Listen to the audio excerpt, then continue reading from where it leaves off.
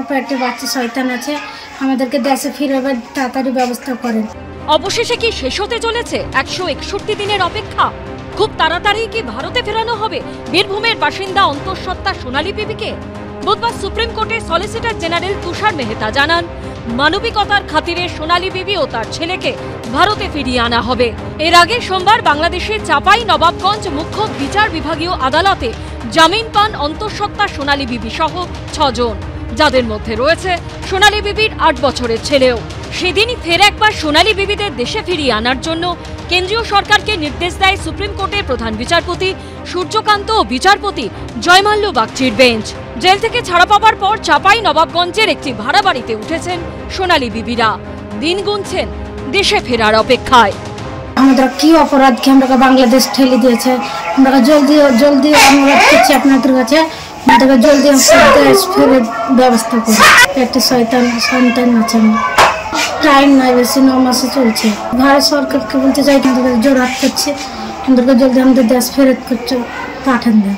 খুশি আছি বহুত, আমি আনন্দ আছি। আমরা ভারতের নাগরিক, ভারতের সব কিছু পূর্ব আছে, তা সত্ত্বেও বাংলাদেশে পড়ে থাকলো 6 মাস থেকে, এবং তার ছেলে পড়াশোনা সেগুলো বাদ হয়ে গেল, ছেলেগুলো পড়তেও পেলে না, তার স্কুল মিস্কুল সব বন্ধ হয়ে গেল।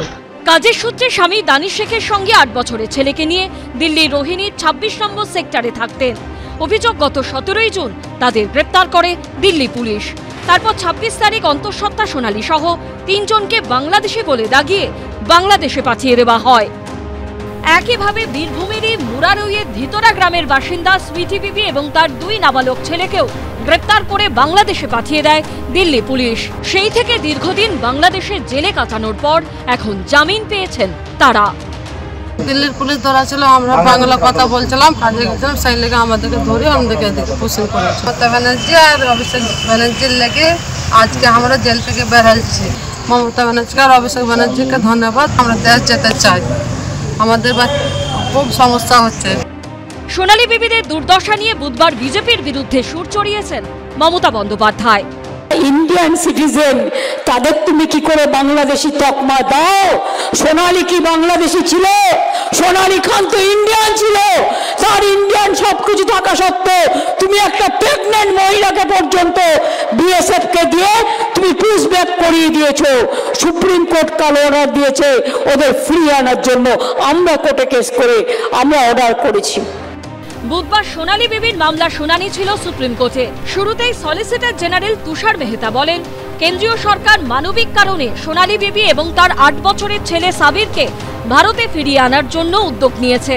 প্রধান বিচারপতি সূর্যকান্ত ও বিচারপতি জয়মাল্য বাগচির বেঞ্চ তার পর্যবেক্ষণে বলে, যেহেতু সোনালীকে দিল্লি থেকে হেফাজতে নেওয়া হয়েছিল, তাই সলিসিটর জেনারেল জানিয়েছেন তাকে আগে দিল্লিতে ফিরিয়ে আনা হবে, তারপর তাকে বীরভূমে তার বাবার বসবাসের জায়গায় পাঠানো যুক্তিসঙ্গত হবে। এরপর সর্বোচ্চ আদালত পশ্চিমবঙ্গ সরকারের উদ্দেশ্যে নির্দেশ দেয়, সোনালী বিবির শারীরিক অবস্থার কথা বিবেচনা করে বিনামূল্যে চিকিৎসা পরিষেবা নিশ্চিত করতে হবে। পাশাপাশি রাজ্য সরকারকে তার ছেলের যত্ন নেবারও নির্দেশ দেয় সুপ্রিম কোর্ট। লক্ষ লক্ষ ঢুকিয়েছে মমতা, সেই ভেজালের মধ্যে একটা হয়তো একটা দুটো আসলও পড়ে যেতে পারে, সেটা আইন যা আছে তাই হবে।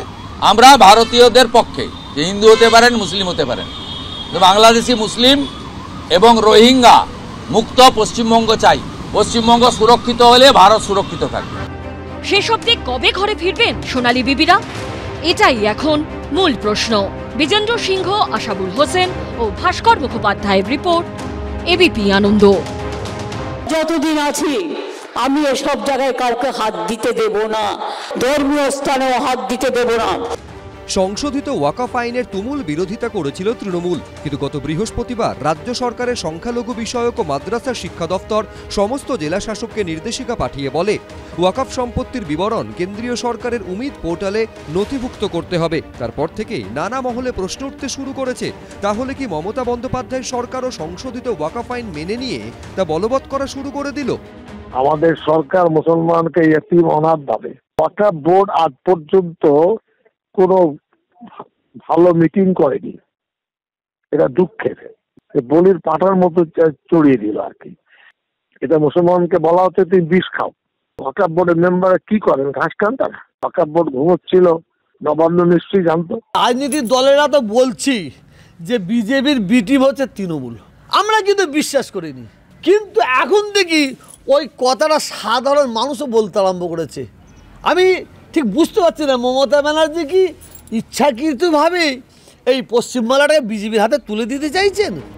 এই নিয়ে ঘরে বাইরে আক্রমণের মুখে মুখ খুললেন মমতা বন্দ্যোপাধ্যায়। আশ্বস্ত করার চেষ্টা করলেন সংখ্যালঘু ভোটারদের, কিন্তু তৃণমূলকে আক্রমণের এই সুযোগ হাতছাড়া করতে নারাজ। দীর্ঘদিন ধরে পশ্চিমবঙ্গে জমি তৈরির চেষ্টায় ব্যস্ত আসাদুদ্দিন ওয়াইসির দল মিম। বুধবার এই ইস্যুতে কলকাতার বুকে মিছিল করে তারা। जो आज मुसलमान जो वोट ले रही थी ममता बनर्जी और सीएम बन रही थी, तो आज ये साबित कर दिया कि मुसलमान ममता बनर्जी बीजेपी की बी टीम है। ममता बीजेपी साथ लेके चलती है। ममता बनर्जी आज बीजेपी का ही कानून आगे चला रही है। এরই মধ্যে বুধবার মালদার সভা থেকে সংখ্যালঘুদের আশ্বস্ত করতে শোনা যায় মমতা বন্দ্যোপাধ্যায়কে। যতদিন আছি আমি এসব জায়গায় কাউকে হাত দিতে দেব না। আপনারা বিশ্বাস রাখবেন, আমি মাজার থানে হাত দিতে দেব না, জয়ের থানেও হাত দিতে দেব না, ধর্মীয় স্থানেও হাত দিতে দেব না। পাল্টা মমতা বন্দ্যোপাধ্যায়ের অবস্থানকে কটাক্ষ করেছে বাম বিজেপি। ধর্মীয় স্থানের নাম করে এই ধর্মীয় জিগির তুলে পশ্চিম বাংলার ভোটকে, পশ্চিম বাংলার জনগোষ্ঠীকে ধর্মীয় বিভাজনের কাজ স্বয়ং রাজ্যের মুখ্যমন্ত্রী করাচ্ছে, যা অত্যন্ত বিপজ্জনক এই রাজ্যের ক্ষেত্রে। আরএসএস এর অত্যন্ত ভালো ছাত্রীর মতন বিজেপির চাইতেও পশ্চিমবাংলায় বিজেপির হয়ে বেশি কাজ করতে পারছেন, তার নাম মমতা ব্যানার্জি। তিনি যা বলেন আর যা করেন তা ঠিক উল্টো। ওয়াকফের ক্ষেত্রে একই জিনিস দেখা গেল, উনি যা বলেছিলেন আজকে প্রতারিত করলেন গোটা রাজ্যের বহু মানুষকে।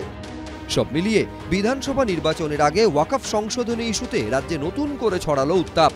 ভোটে কি এর প্রভাব পড়বে? আশাবুল হোসেন, পার্থপ্রতিম ঘোষ, উজ্জ্বল মুখোপাধ্যায়, এবিপি আনন্দ। এবিপি আনন্দ, এগিয়ে থাকে, এগিয়ে রাখে।